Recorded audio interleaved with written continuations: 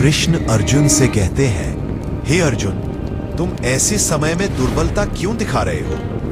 यह न तुम्हें शोभा देता है, न स्वर्ग का मार्ग दिखाता है। वे आत्मा का रहस्य समझाते हैं। आत्मा न जन्म लेती है न मरती है। शरीर नष्ट होता है पर आत्मा अमर है। जैसे मनुष्य पुराने वस्त्र त्याग कर नए वस्त्र धारण करता है, वैसे ही आत्मा पुराने शरीर को छोड़कर नया शरीर धारण करती है।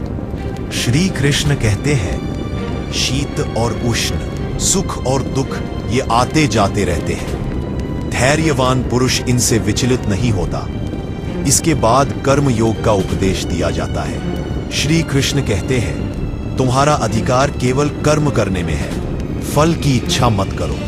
फल की आसक्ति ही बंधन का कारण है। जो व्यक्ति सुख दुख में समान रहता है, इंद्रियों को वश में रखता है और स्थिर बुद्धि वाला है, वही सच्चा ज्ञानी है। अध्याय 2 हमें सिखाता है आत्मज्ञान, समत्व और निष्काम कर्म।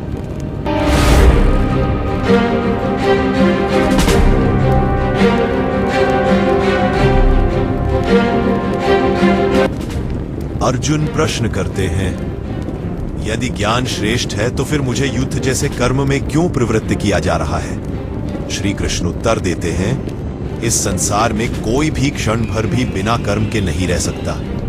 कर्म से भागना समाधान नहीं है। वे समझाते हैं कि कर्तव्य कर्म ही जीवन का आधार है।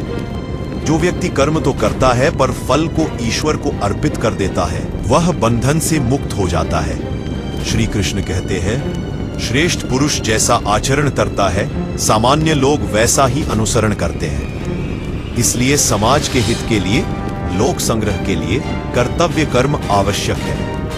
अंत में वे बताते हैं कि कामना और क्रोध मनुष्य के सबसे बड़े शत्रु हैं। ये रजोगुण से उत्पन्न होते हैं और ज्ञान को ढक देते हैं। जो मनुष्य बुद्धि से इंद्रियों को नियंत्रित करता है और आत्म संयम अपनाता है, वही सच्चा योगी है।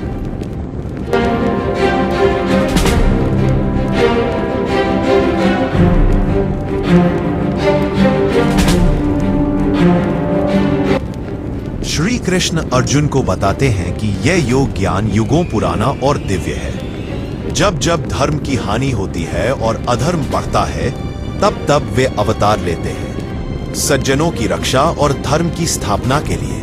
वे कहते हैं कि उनका जन्म और कर्म साधारण नहीं बल्कि दिव्य है। जो व्यक्ति इस रहस्य को जान लेता है, वह जन्म मृत्यु के बंधन से मुक्त हो जाता है। श्री कृष्ण समझाते हैं कि कर्म करना अनिवार्य है, पर आसक्ति और अहंकार से मुक्त होकर किया गया कर्म बंधन नहीं देता।